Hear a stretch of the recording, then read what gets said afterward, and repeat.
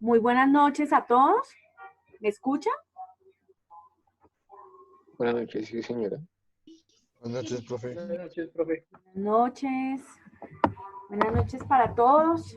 Buenas noches. Bueno, ya tenemos quórum para dar inicio a nuestra clase.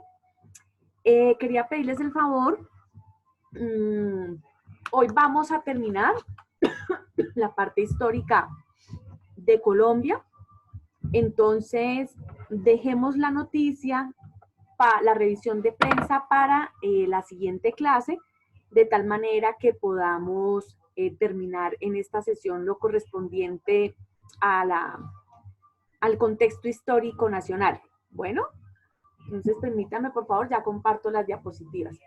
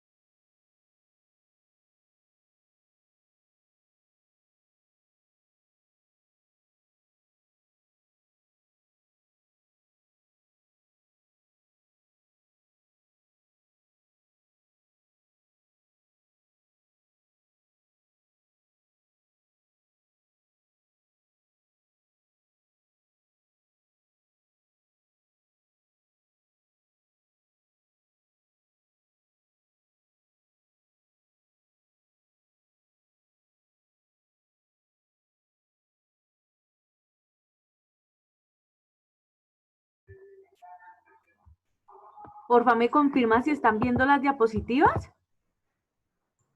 Sí, profe, sí se ve. Narcotráfico, ¿sí? Sí, señora. Vale, perfecto.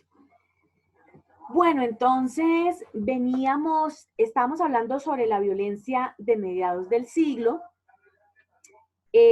Habíamos visto cómo surge, pues, a raíz del Bogotazo, cómo después del Bogotazo se empiezan a constituir las primeras guerrillas liberales.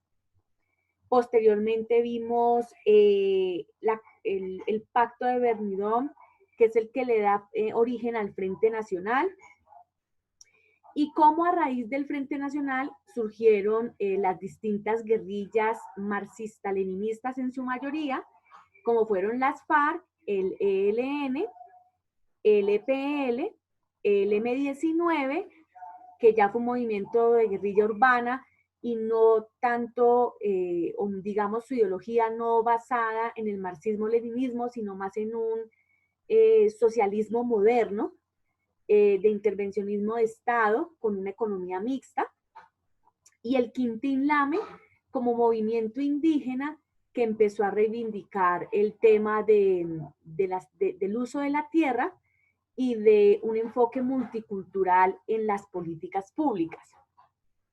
Posteriormente, surge en los años 70 el narcotráfico. El narcotráfico inicialmente se da con la bonanza marimbera. La bonanza marimbera tuvo lugar a finales de los 70 y 80, y se dice que esa bonanza tiene lugar porque los cuerpos de paz de los Estados Unidos, quienes llegaron a América Latina para contener el comunismo, trajeron la semilla de la marihuana. Entonces, se dice que el centro de producción del cultivo de marihuana fue la Sierra Nevada de Santa Marta. Y entonces es ahí cuando empieza, o es como la primera etapa, digámoslo así, del surgimiento del narcotráfico.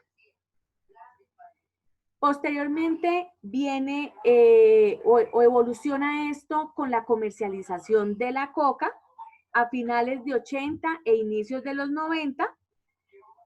Básicamente aparecen los primeros capos llamados los carteles del narcotráfico, y es ahí cuando empezamos a escuchar carteles como el de Pablo Escobar, el de Rodrigo Los Ochoa, los Rodríguez Orejuela, Carlos Leder, que tienen pues mayor influencia en las ciudades de Cali y Medellín, pero después hacen sentir el recrudecimiento de su violencia en casi todo el país. Digamos que cuando el narcotráfico evoluciona a la coca, también se dan unas consecuencias muy profundas con respecto a esta forma de economía ilícita en el país. Hay unas consecuencias, por supuesto, de orden público. Recordemos la cruda violencia que se vivió en el país a causa de eliminar a quienes se opusieran a este negocio ilícito, y empiezan toda una serie pues de atentados terroristas. Recordemos el atentado al diario El Espectador, donde muere Guillermo Cano, director del diario, el atentado a Luis Carlos Galán en Soacha, y al exministro Rodrigo Lara Bonilla, quienes venían denunciando en el país el nexo que tenía el narcotráfico con la clase política del país. Además, ellos también venían impulsando fuertemente la extradición de quienes hacían parte de estos carteles de la droga. Entonces, todo eso genera una enemistad y una ofensiva muy fuerte a los sectores políticos que estuvieran, por supuesto, en contravía de esta economía ilícita. También el narcotráfico trajo consecuencias a nivel político. ¿Por qué? Porque logra infiltrar las campañas políticas, y todo, por supuesto, con el ánimo de que no se aprobara la extradición. Inclusive el mismo Pablo Escobar fue representante a la Cámara en su momento. Y esas infiltraciones no solamente se hacen financiando campañas, sino también acudiendo al soborno. Recordemos el famoso caso de corrupción del proceso 8000 del expresidente Ernesto Samper Pizano, el cual pues no tuvo mayores efectos porque pues como a él su juez natural es la Comisión de Acusaciones del Congreso, él pues allí le había dado un manejo a este cuerpo congresional teniendo las mayorías como siempre ha sucedido a lo largo de la relación entre el Ejecutivo y el Legislativo. En la economía también se sintió, muchas personas hicieron parte de estas estructuras mafiosas, estructuras que desafortunadamente todavía quedan hoy en el funcionamiento de muchos sectores, desafortunadamente en la justicia, desafortunadamente en el sector público, hasta en la misma célula legislativa. Esa estructura mafiosa quedó, y cuando me refiero a esa estructura mafiosa es a esa estructura de los amiguismos, pero esos amiguismos de componendas, de hacer negocios por debajo de la mesa, de tener intereses ocultos, a eso me refiero. Entonces en la economía, y allí estaba, las consecuencias fueron básicamente la alta inflación que sufre el país, porque casi toda la gente pues estaba haciendo, no casi toda, pero una muy buena parte de la población estaba haciendo parte de este negocio y empiezan a lavar dinero. Entonces allí es cuando entran una cantidad de dólares al país y eso permite que se suba la inflación en Colombia. Y también a nivel cultural queda los efectos del narcotráfico, sobre todo donde se sintieron muy fuerte, donde se sintió muy fuerte este fenómeno, queda esa cultura de ganarse la vida fácil. Muchos se dedicaron al sicariato, entonces pues muchos jóvenes imbuidos en ese tipo de organizaciones criminales. El narcotráfico, por supuesto, sigue siendo una realidad. También a causa de eso tenemos toda esta violencia que vive el país, sobre todo en donde hay cultivos de coca. Y hay una extensión grande de una parte de la organización llamada raspachines. Entonces, si bien los carteles ya no tienen vigencia en el país, siguen habiendo muchos productores de coca que comercializan sobre todo con México y muchos carteles de México, sobre todo el Sinaloa, instalados en Colombia. Entonces aquí también quiero que por favor escuchemos un audio.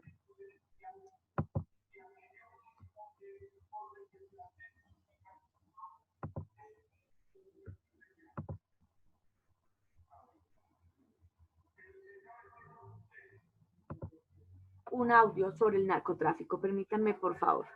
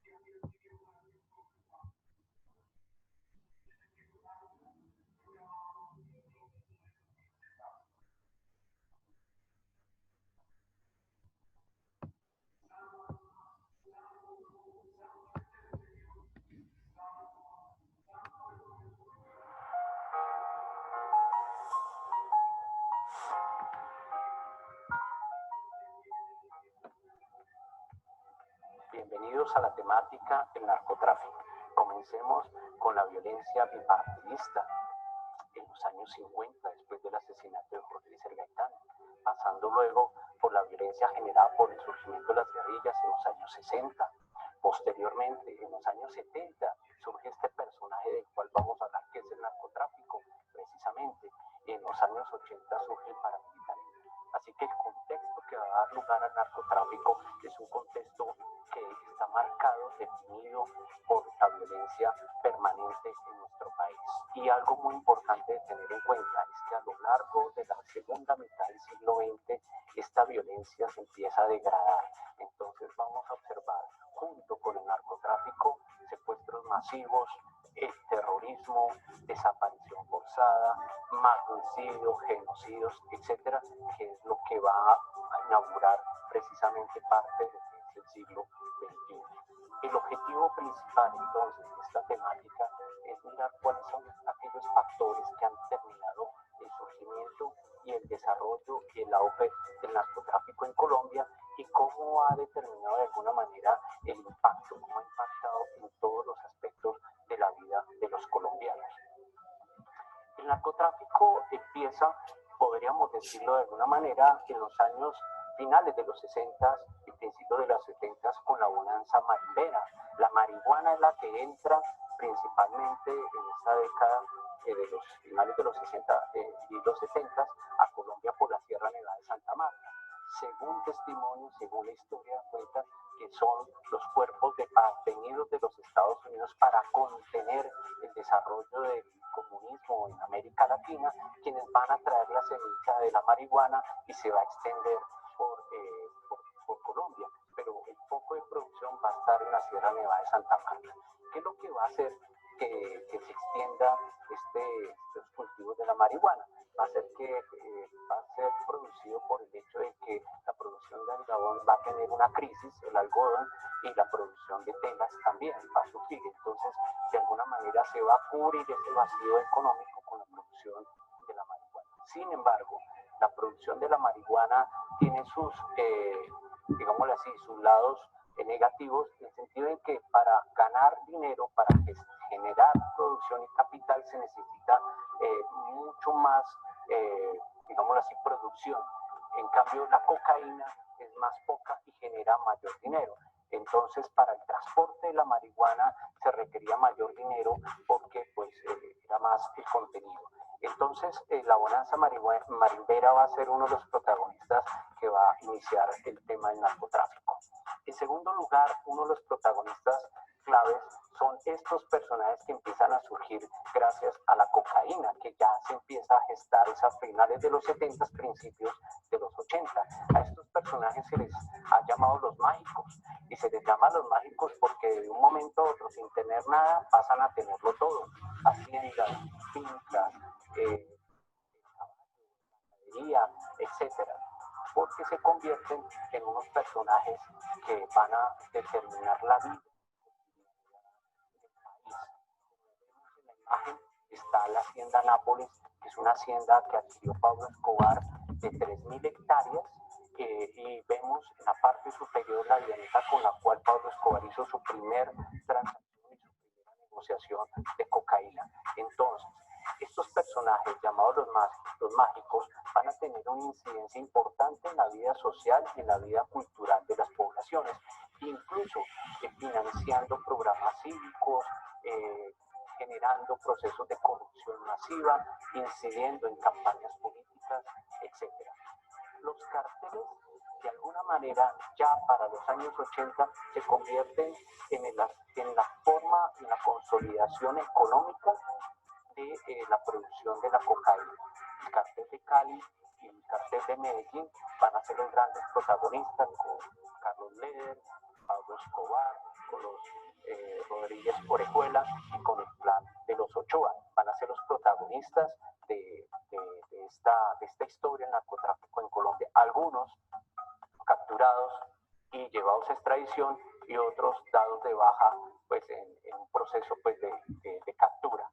Tranquilandia se convierte en una etapa crucial en esta época y en esta historia del narcotráfico. Tranquilandia va a ser, digámoslo así, la apoteosis de la producción de la cocaína. En 1984, el gobierno de Colombia logra detectar uno de los laboratorios más grandes, más importantes de producción de cocaína en Colombia, con alrededor de 9, 8 pistas de aterrizaje, alrededor de varios pues, laboratorios y una producción de toneladas, cantidad de toneladas de producción de cocaína. Cuando los agentes del Estado logran detectar Tranquilandia y logran detener su producción, es ahí cuando se empieza a dar un terrorismo masivo por parte de los carteles como una forma de venganza respecto a este hecho. Las consecuencias del narcotráfico, en primer lugar, son la violencia, los asesinatos de personajes que van a denunciar la influencia de los carteles de la droga en la política, sobre todo. Tenemos el caso de Guillermo Cano, director del Espectador, que fue asesinado.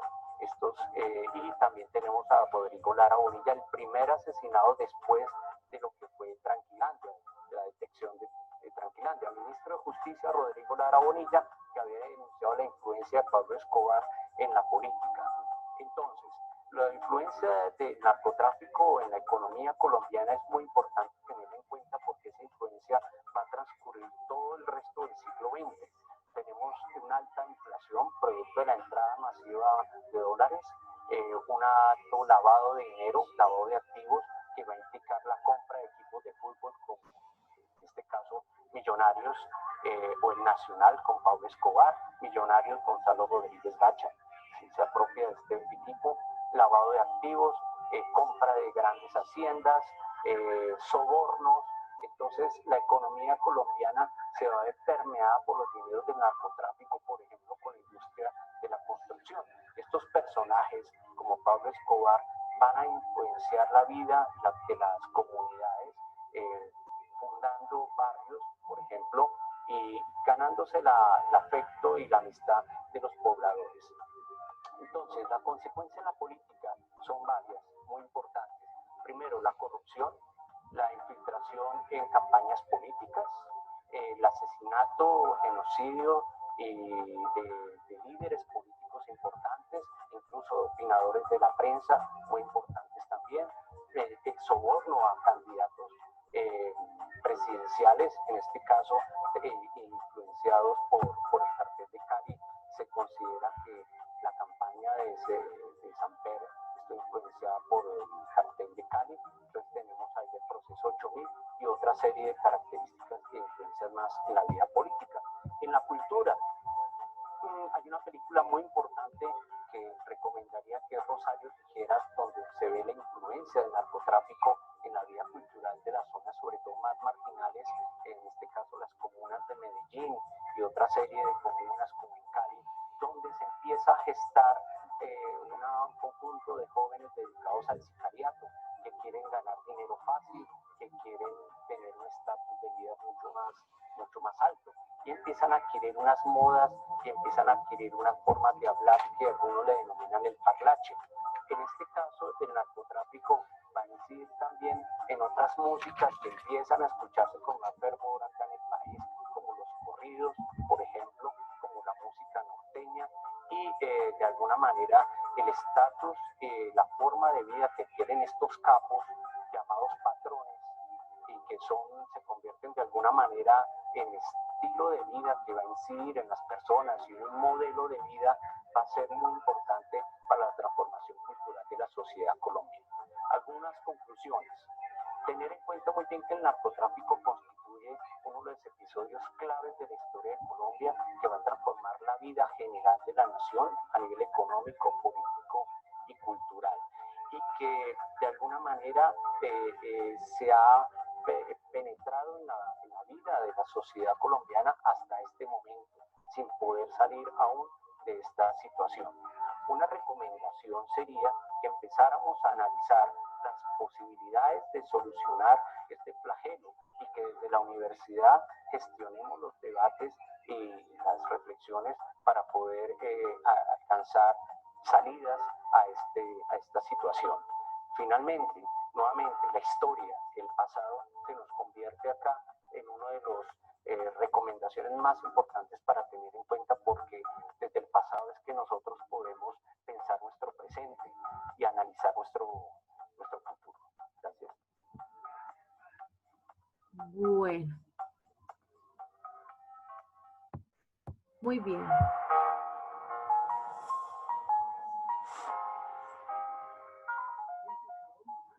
Bueno, muy bien, muchachos. Entonces, así paralelamente, a todos estos actores que ya nos hemos referido, surge posteriormente el paramilitarismo. Por favor, ¿me confirman si están viendo las diapositivas? Sí, sí, señora, sí se ve. Perfecto. Entonces resulta que el paramilitarismo tiene como varios momentos desde el origen y sus evoluciones propias, ¿no? Para ellos, evoluciones para ellos. En primer lugar, el paramilitarismo surge desafortunadamente durante la violencia bipartidista de los años 50 en las zonas rurales del país. Los inicios del paramilitarismo en este momento se dan a través de los llamados pájaros. Si ustedes recuerdan, los pájaros eran esos campesinos y ciudadanos desafortunadamente pues conservadores que se armaron en el gobierno de Guillermo León Valencia y, y que tuvieron pues como misión básicamente ser como un grupo contraguerrilla, ser un grupo contraguerrilla. Sembraron mucho terror en esas zonas rurales de Colombia, sobre todo durante los años 50. Posteriormente viene un segundo momento histórico del paramilitarismo y es ese que ocurre en asocio con los carteles de la droga. En los años 80, las organizaciones mafiosas empiezan a crear ejércitos privados para el control de sus zonas de producción y la salida de pues, todos estos cargamentos de droga.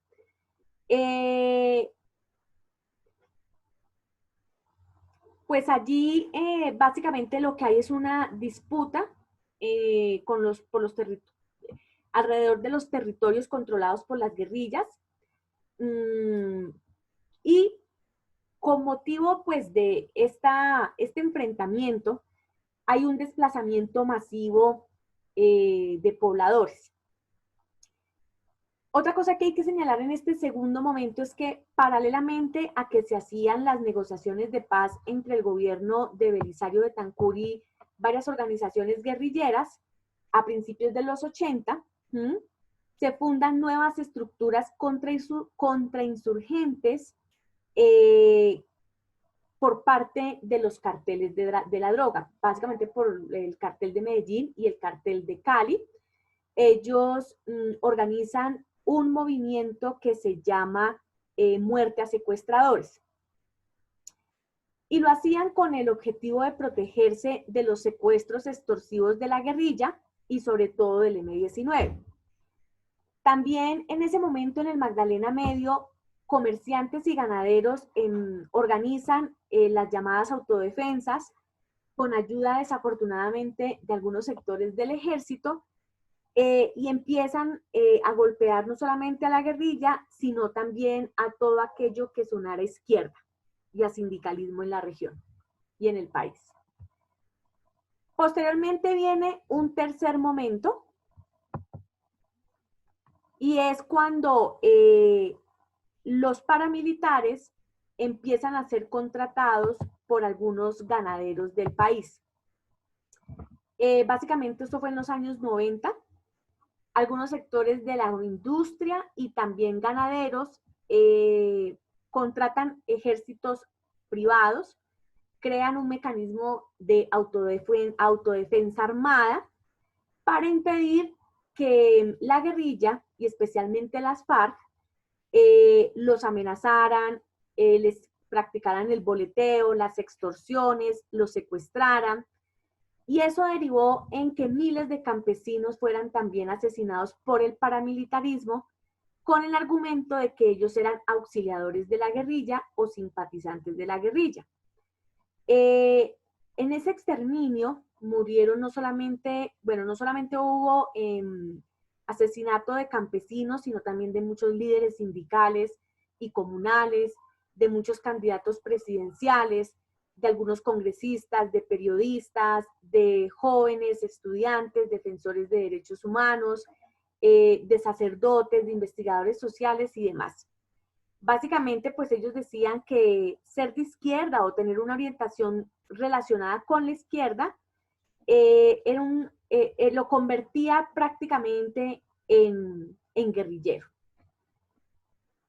El paramilitarismo estaba financiado ya en ese momento no solamente por el narcotráfico, sino por algunas empresas transnacionales, por ganaderos y por hacendados. Y en el 89, básicamente se da una transformación del paramilitarismo.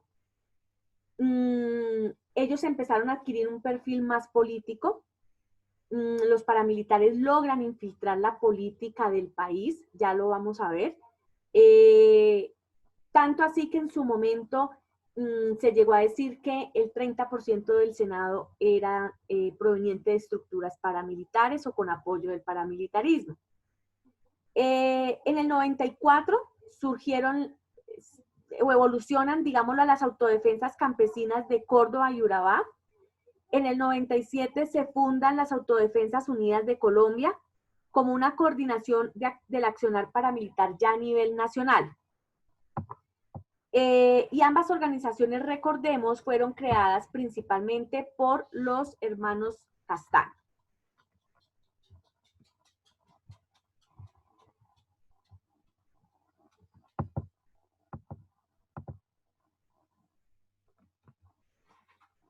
Recordemos que en el año 2005 se da la desmovilización paramilitar en el gobierno del expresidente Álvaro Uribe Vélez.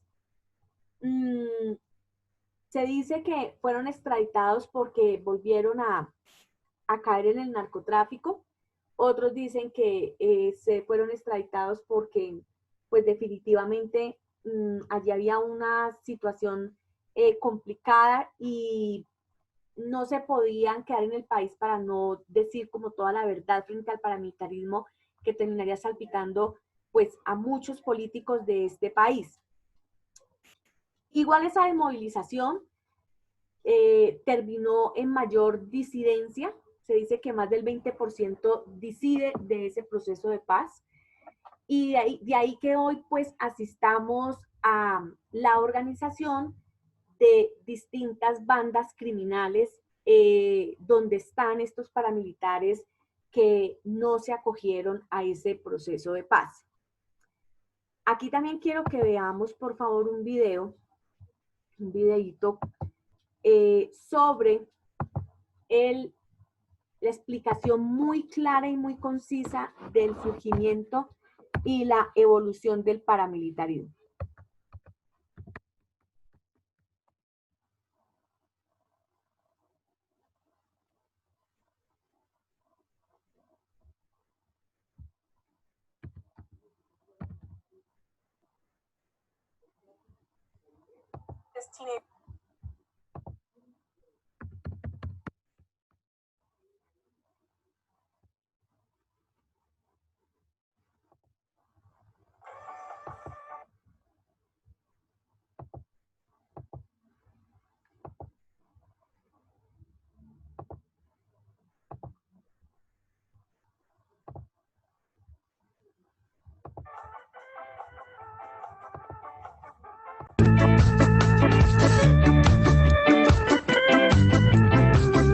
Hola, ¿qué tal? Muy amables por seguirnos acompañando en este canal de YouTube Ariel Explica. En el último programa hablamos sobre las FARC, su historia, su evolución, transformación y cómo llegamos al proceso de paz. Esta vez vamos a hablar sobre paramilitarismo, pero es una historia muy compleja. Por un lado, no hubo un solo grupo paramilitar. En los años 90, la Comisión Interamericana de Derechos Humanos constató más de 100 grupos paramilitares. Dos, porque el paramilitarismo en Colombia no fue como el modelo de terrorismo de Estado de la dictadura argentina, tampoco como las patrullas de autodefensa civil guatemaltecas o las rondas campesinas peruanas. Este fue un modelo de paramilitarismo que tenía mucha relación con el Estado, pero era independiente económicamente. De hecho, No era el Estado el que le pagaba a los paramilitares, sino los paramilitares tenían doble nómina, y eso marca sustanciales diferencias en la forma de comportamiento. Lo tercero, porque su violencia, como lo ha dicho el Centro Nacional de Memoria Histórica, es increíble.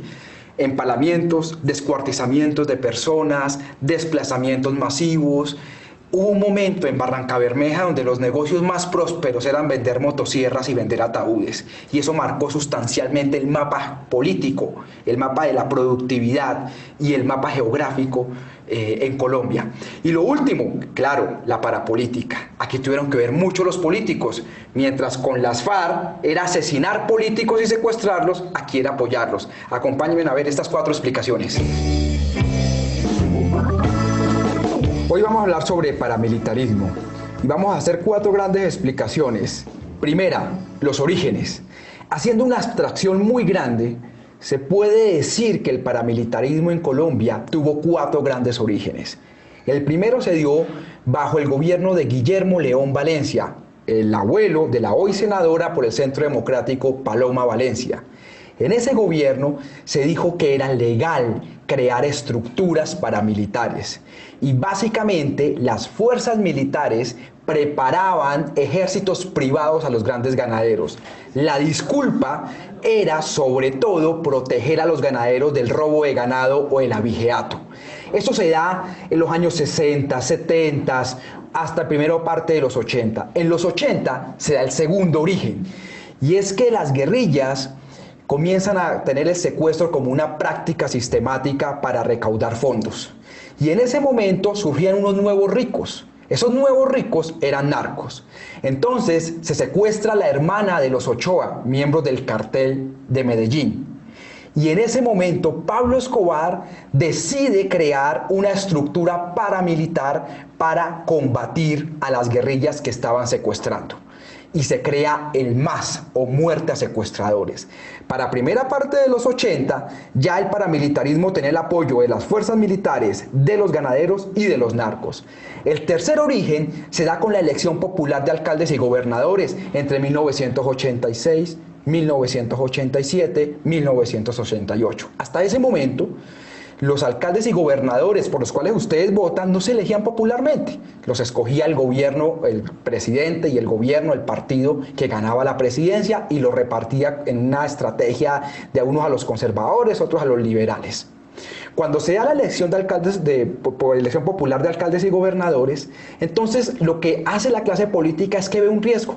Dicen, vamos a perder el poder, nosotros que siempre hemos mandado, nos van a quitar las alcaldías y las gobernaciones. Entonces los políticos buscan a los narcos y buscan a los paras para matar a la competencia política. Eso se conoció como la estrategia de la guerra sucia, y una operación donde participaron agentes estatales, narcos y paramilitares, que se llama el Baile Rojo. Más de 4.000 miembros de la UP fueron masacrados, pero no solo la UP, muchos otros. Para finales de los 80, entonces los paras ya tenían el ejército, tenían los ganaderos, tenían los narcos y tenían la clase política.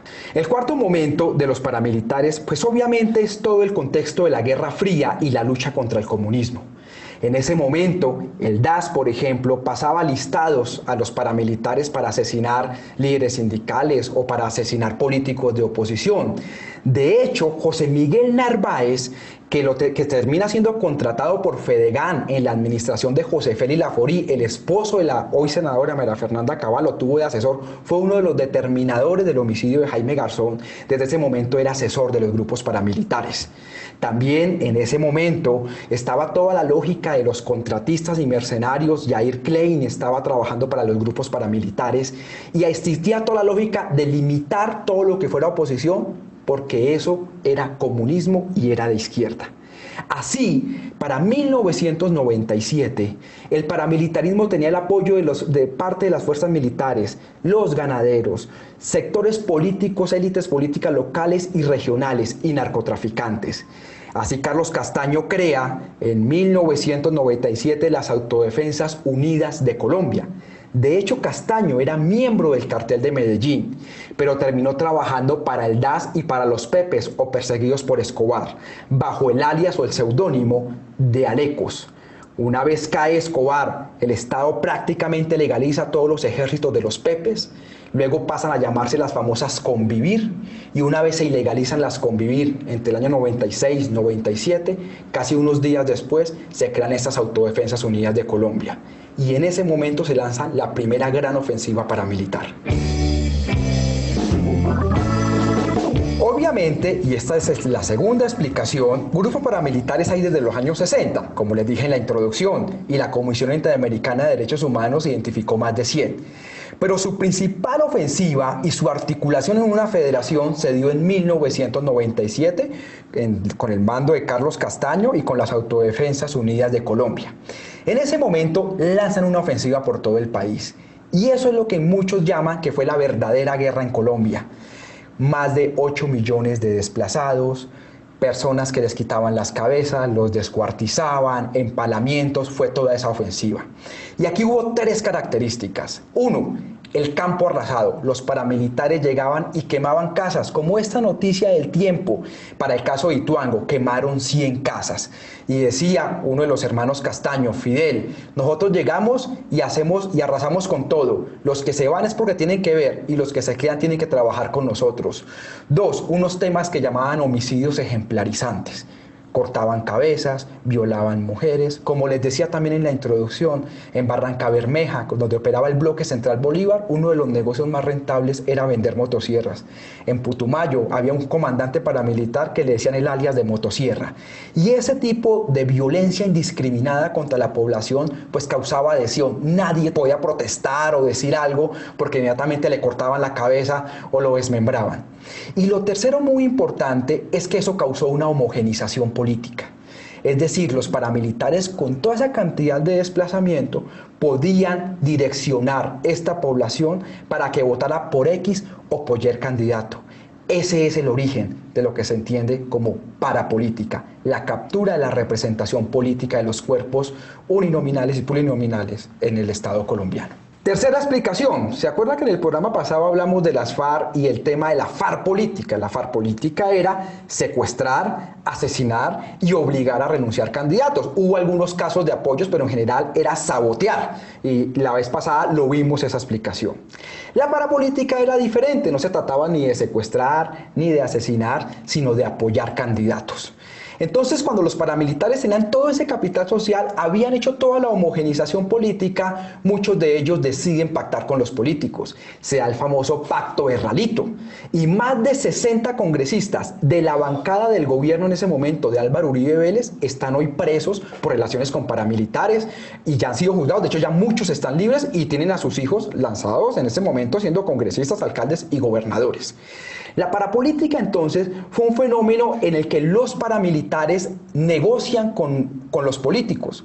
Y era tanta la desconfianza de los paramilitares frente a los políticos que los obligaron a firmar pactos como Chibolo y Ralito. Los jefes paramilitares entonces dividían el territorio. El mejor ejemplo de esto fue Jorge 40, comandante del Bloque Norte, departamento del Cesar, que lo llamó distritos electorales.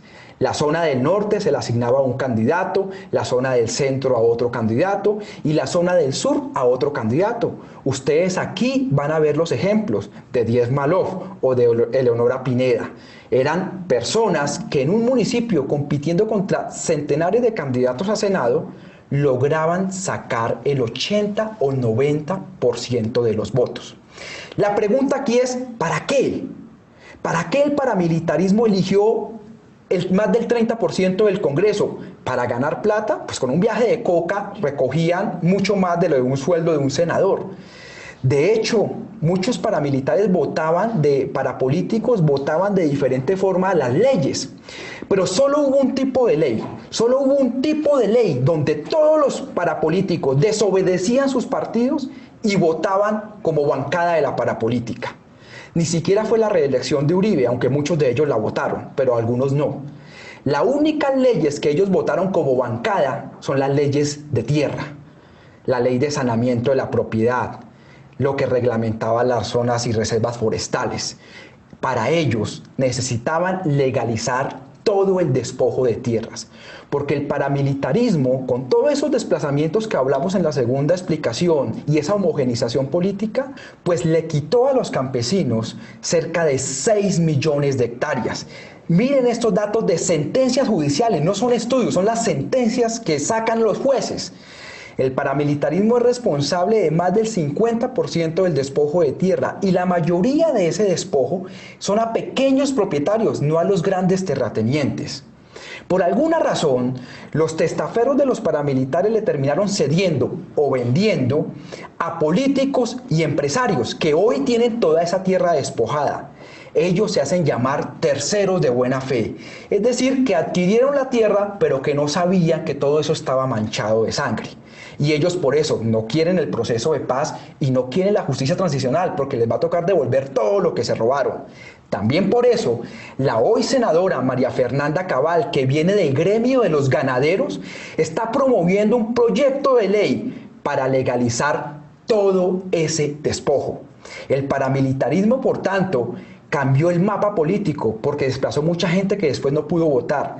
Cambió el mapa de la productividad, sembraron palma y en general agroindustria. Y cambió el mapa de la propiedad, sobre todo en la costa atlántica, en el Urabá, en el Magdalena Medio. Miles de campesinos lo perdieron todo.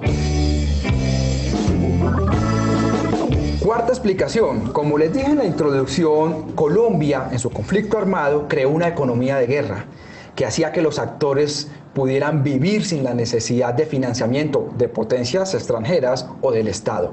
El paramilitarismo entonces creó esa economía de guerra y no necesitaba que el Estado lo financiara. Tenían mucha relación, pero no dependía de las armas del Estado ni de los sueldos del Estado. Esto les dio mucha autonomía. Cuando las élites políticas ya habían robado toda la tierra que podían, habían asesinado toda la oposición, todo lo que les conté en las anteriores explicaciones, las élites políticas dijeron, ya no nos sirven, váyanse, ya hicieron el trabajo sucio, se tienen que ir. Y los paramilitares dijeron, un momentico, nosotros les ayudamos a ustedes, pero también queremos quedar con algo. Y entonces nacen las famosas BACRIM, hoy llamado Grupos Armados Organizados. Cuando se da la desmovilización paramilitar, cerca del 22% de los paramilitares reinciden. Comparemos, con las FARC la reincidencia llega al 14%, que está en estándares internacionales. Aquí fue el 22%. Pero incluso ese no era el problema. El problema era que cerca del 80% de los mandos medios reincidieron. Pirata, Cuchillo, Sebastián, Valenciano, todos ellos, Don Mario, todos ellos se habían desmovilizado y luego se rearmaron.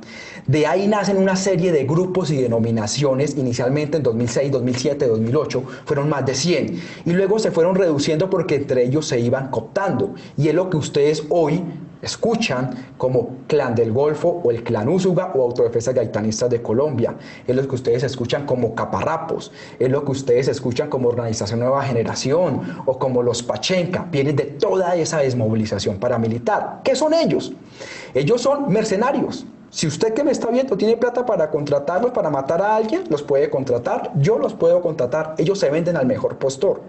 Muchas de estas pequeñas estructuras mercenarias son las que matan líderes sociales, pero no por un tema ideológico, sino porque hay alguien detrás pagándole. Esa es la herencia de esta guerra, que hasta la vida de una persona vale 500.000 pesos de un líder social, porque hay un montón de mercado negro de mercenarios que trabajan al mejor postor. Son como guardias pretorianas, como ejércitos privados.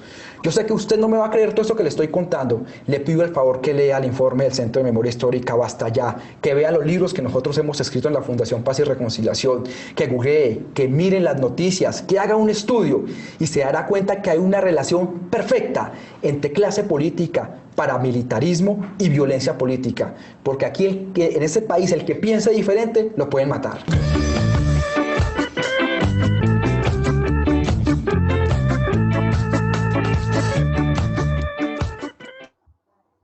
Bueno.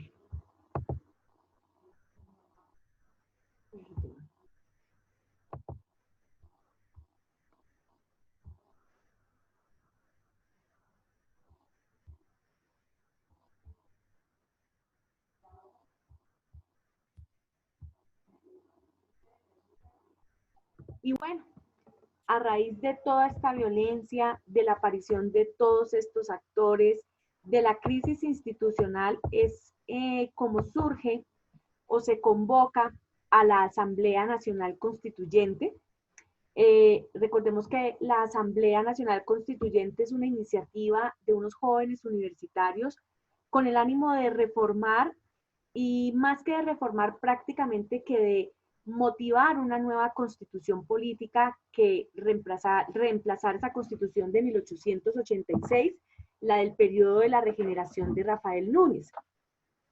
Entonces es así como más de 74 constituyentes se dan lugar en el Capitolio Nacional y empezamos a ver allí representantes de distintos movimientos y partidos políticos. Movimientos representativos como por ejemplo el M19, liderado por, en su momento, pues su representante ante la Asamblea fue Antonio Navarro Wolf, el Partido Liberal, y quien ejerció un liderazgo dentro de la Asamblea Nacional Constituyente fue Horacio Serpa Uribe, el Partido Conservador, el Movimiento de Salvación Nacional, liderado por Álvaro Gómez Hurtado, quien también juega un papel protagónico en la Asamblea Nacional Constituyente.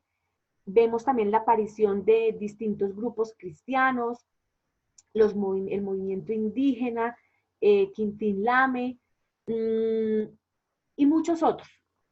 Los estudiantes, por supuesto, que habían convocado a esta asamblea. Entonces, se expide pues en el marco de todo ese bricolaje, si se le puede denominar así, de tendencias ideológicas, de cosmogonías de ver el mundo, de distintos sectores de la sociedad, se teje la Constitución del 91 y pues tiene unos cambios profundos en el país, casi que revolucionarios, porque entonces ya la Constitución en primer lugar no se expide en nombre de Dios, sino en nombre del pueblo, reconociendo que la soberanía radica única y exclusivamente en el pueblo, y eso está ligado, por supuesto, a la profundización que también hace la Constitución del 91 de la democracia, donde ya no se habla de una democracia solamente representativa, sino también participativa. Es decir, donde los hombres y mujeres colombianos, con el hecho de ser mayores de edad y nacidos en Colombia, pueden elegir y también pueden ser elegidos. También dentro de esa profundización de la democracia se establecen distintos mecanismos de participación ciudadana y entonces allí es donde se le permite al ciudadano participar de la vida pública del país. Por eso la Constitución se expide en nombre de la soberanía del pueblo, porque ya se le dan todas estas herramientas, no solamente para que elija a sus gobernantes, sino también para que trace el futuro del país. Mecanismos de participación ciudadana como la tutela, el referéndum, la revocatoria del mandato, la consulta popular, el cabildo abierto, entre muchas otras. El sufragio entonces es universal. Asistimos a un Estado ya no solamente de derecho, es decir, no solamente el Estado tiene que estar bajo la sujeción de la ley, sino también a un Estado social, es decir, un Estado que se centre en permitir equiparar mucho más esas desigualdades que acompañan a la sociedad, un Estado, por ende, entonces, mucho más interventor en la economía y que no deje el ámbito económico al vaivén de la oferta y la demanda, porque los agentes económicos abusan del poder, están con ánimo de lucro y terminan generando más pobreza. Y por último, es también una constitución que con el ánimo de ser democrático y menos centralista, apela claramente a la descentralización política y administrativa. Por eso es que hoy podemos elegir alcaldes en elección popular, y al igual que los gobernadores. Antes recordemos que eran designados por el presidente de la República, y los municipios también tienen cierta autonomía de carácter administrativo en el manejo de sus asuntos. Algunos pueden básicamente generar algunas rentas que les parezca son convenientes para el erario del municipio, y tienen pues mayor autonomía en la forma como gobiernan sus municipalidades y los departamentos. Y por supuesto, también con la Constitución del 91, donde se establece la libertad de pensamiento, pues aparece el multipartidismo. Ya pasamos de un bipartidismo a un multipartidismo, debido a que todos tienen también la libertad y el derecho a organizarse en partidos, a fundar sindicatos, y todo eso acompañado con las ideas en las que se inspiran los distintos ciudadanos para fundar todo este tipo de organizaciones. Entonces, con esto, muchachos, terminaríamos de revisar todo el contexto histórico del país para darle lugar en la próxima clase ya al contexto internacional. Voy a dejar una actividad relacionada con ese primer tema que vamos a ver del contexto internacional.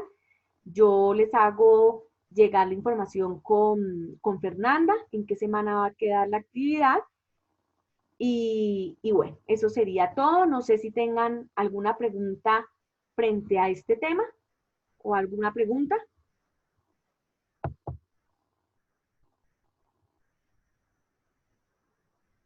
Bueno. Profe, buenas noches. Buenas noches, Gabriel. Profe, quería hacerte una pregunta. ¿Para la próxima clase hay algo pendiente? Voy a dejar una actividad la próxima semana. Yo creo que la estoy programando mañana. Y con Fernanda les informo en qué semana está y el plazo sería casi que 8 días para presentarla. Sí, señora, lo que acabas de decir. Pero ¿hay algo adicional a las noticias? No. No tenemos nada más. Esa sería la primera Listo, actividad complementaria del segundo corte. Listo, profe, sí, señora. ¿Vale? Bueno, muchas gracias. A ustedes muchas gracias por la atención. Nos vemos entonces en 8 días. Que tengan un buen fin de semana y que descansen. Un abrazo para todos. Vale, profe, muchas gracias. Gracias, profe. Buena tarde. Gracias, Gracias, profe. profe. Gracias, profe.